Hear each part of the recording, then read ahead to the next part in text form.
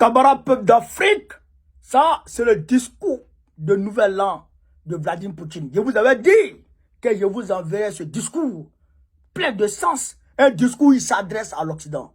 Ah non, c'est fort. C'est très très fort. Il dit, il lâchera rien. Hein. Il est déterminé, un camarade d'Afrique, ce gars-là.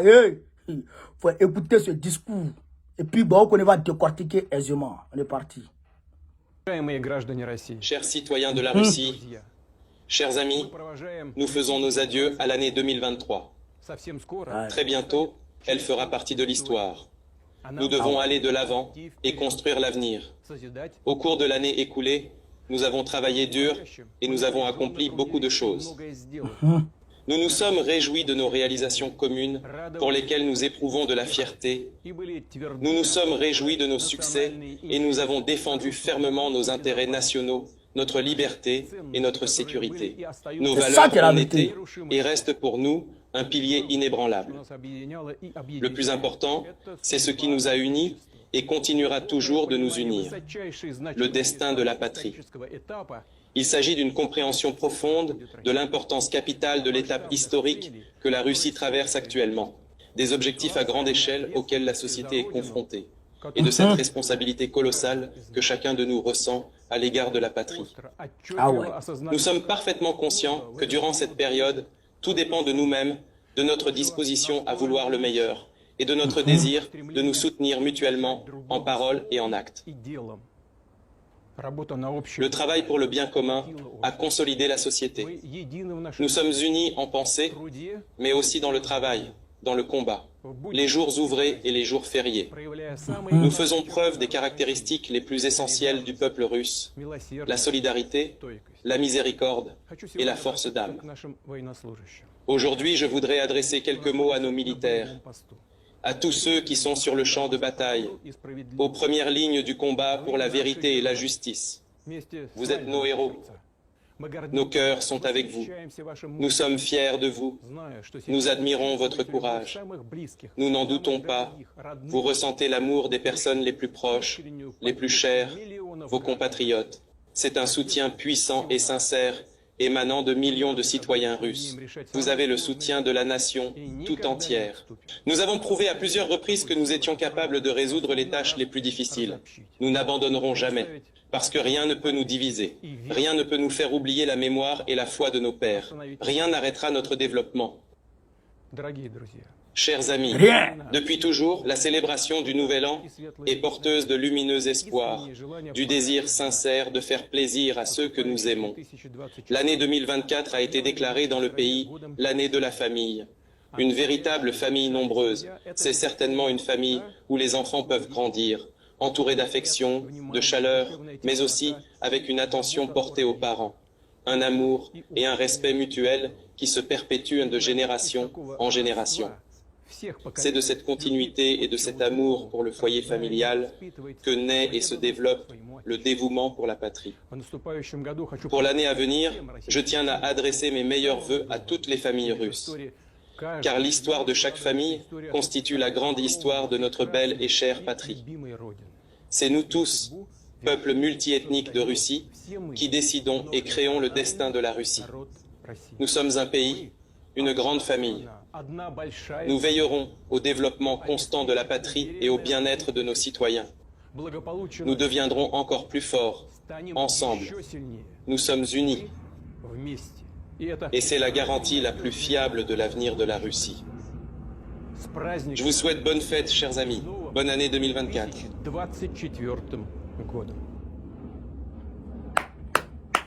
Non, c'est-à-dire que ça, c'est ce qu'on appelle un discours patriotique, chers camarades d'Afrique.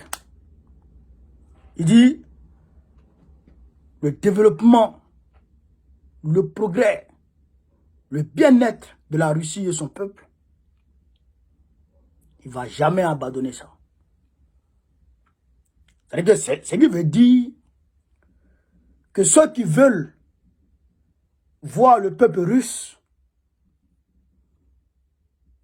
camarades d'Afrique, dans la servitude, dans la misère, dans la galère, comme ils l'ont souhaité au temps de Alcine, lui, Poutine sera devant eux. Ils vont le trouver dressé devant eux non. Ils vont le trouver dressé devant eux. C'est ça, là. C'est présent comme ça, on a besoin. Il dit et il assume. Il dit et il assume. Malgré que le camp occidental, eux alliés, ils sont réunis contre lui seul. Il tient debout. Et il dit, moi, Poutine, je ne vais rien abandonner. Mais je ne vais jamais lâcher. Mais nos présidents Pampès, quand Macron se fâche net, il commence à montrer son dagbé là. Et ils ont peur. Ils ont peur. Et ils vendent notre pays. Ouais, les Ivoiriens. Les Ivoiriens qui souffrent. Ouvrez à utiliser le cacao seul pour opérer le miracle économique. Ouvrez à utiliser le cacao seul, le cacao seulement, le cacao, le café, pour opérer le miracle économique en Côte d'Ivoire. Aujourd'hui, on a le café, on a le cacao, on a le bois, on a l'anacade. On est même premier en anacade. Premier ou deuxième en anacade. Mais le cacao, on est largement au-dessus. 40% de l'exploitation mondiale. En plus de cela, on est producteur de gaz, de pétrole. On est producteur de gaz, de pétrole. Mais les Ivoiriens meurent de faim. Les Ivoiriens souffrent. Les Ivoiriens meurent dans l'eau. Tellement il a honte. Tellement c'est un vieux maudit. Et se désolidarise de ces Ivoiriens-là. Mais il n'est pas Ivoirien. Mais ce qui me fait mal dans l'affaire, au lieu de dire c'est des Ivoiriens, moi-même je ne suis pas Ivoirien, donc ça ne me regarde pas. Au lieu d'être franc, il fait le contraire. Il dit ce n'est pas des Ivoiriens. C'est lui, les Ivoiriens. Les Ivoiriens qui meurent dans l'eau, ce n'est pas des Ivoiriens. Mais lui, il est Ivoirien. Toi, tu es un bouquet. En fait, d'où tu viens de Saint-Dou. Ah, tu nous emmènes. Vous comprenez ce genre de président? Donc, ce genre de président, on doit le chasser. Très rapidement. Le peuple russe, là, il y a les élections qui vont arriver en Russie. Hein. Les Russes, même, ça les regarde. Ça les regarde même pas, élection, pas élection, et ils s'en foutent. Eux, là, où ils sont là, ils travaillent, ils mangent. Le carburant, ça fait 250 francs CFA en Russie. Le litre du carburant, ça fait 250 francs en Russie. C'est-à-dire que tu as 1000 francs, tu as au moins 4 litres. Tu as au moins 4 litres dans ta moto. Tu as 1000 francs en Russie. Mais en Côte d'Ivoire, 1000 francs, ça fait 1 litre. 1000 francs, ça fait 1 litre. Côte d'Ivoire. Pays producteur de pétrole. Pourquoi? Parce que c'est Bouygues, de Macron, de la France, qui exploite notre pétrole. Et Draman lui-même, il a son quota dedans. Puisque c'est les mêmes gars. Ils sont venus en association de malfaiteurs pour prendre en otage notre pays. Et voler aux Ivoiriens, prendre aux Ivoiriens ce qui leur appartient. Mais je demande au pays de Côte d'Ivoire. 2024 est déterminant. Il faut qu'on se lève, qu'on se donne les mains pour récupérer ce pays. Nos égos surdimensionnés ne doivent pas avoir le pas sur l'intérêt commun. L'intérêt commun aujourd'hui, c'est la Côte d'Ivoire, c'est notre nation. nous ne l'avons plus. Nous n'avons plus notre pays. Notre pays nous a échappé il y a bien longtemps. Il faut le récupérer. Sinon, nos enfants feront le combat que nous aurions redouté. Le combat que par lâcheté, tu as mis ta queue entre tes jambes et tu as fui là. Ce combat-là, ton enfant va venir faire ça.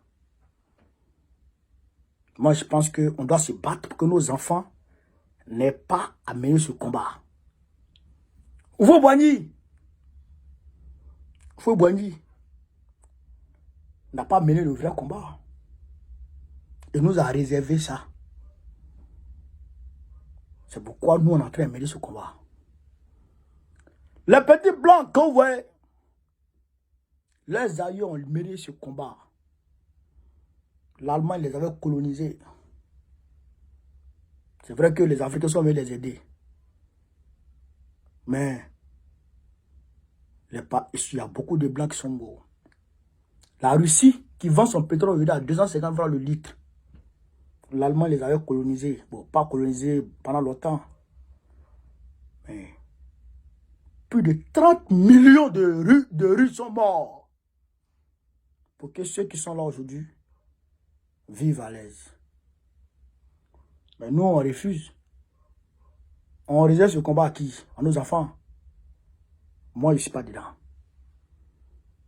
L'histoire retiendra que Gbagbo Kone était du bon côté du combat. Draman est un malheur pour la Côte d'Ivoire. Il faut s'en débarrasser de ce vieux Kodougou. C'est de ça aussi qu'il s'agit. Alors, camarades, peu d'Afrique, peu de Côte d'Ivoire. Mobilisons-nous comme un seul homme pour récupérer notre pays. Je salue ce discours patriotique et engagé du camarade président Poutine. Et je vous demande de vous armer de patriotisme, de courage, de détermination pour mener à bien ce combat. Le combat de libération de l'Afrique. C'est de ça qu'il s'agit. Donc, le 13 janvier 2024, le 13 janvier qui vient là, c'est le jour de mon investiture. Je vais voir tous les Africains, tous les peuples africains de France, et que tout le monde vienne ce jour. Tout le monde venez le 13 janvier, samedi 13 janvier à midi 00 au 44 rue Charles Hermite. 44 rue Charles Hermite. Je vais mettre la description en commentaire. Vous allez voir l'adresse, le métro et tout. Vous allez tout voir. Donc venez nombreusement. Il y aura des artistes.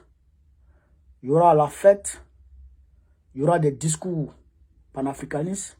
Il y aura des panafricains de tous bords. Voilà. Donc, je veux que tout le monde vienne là.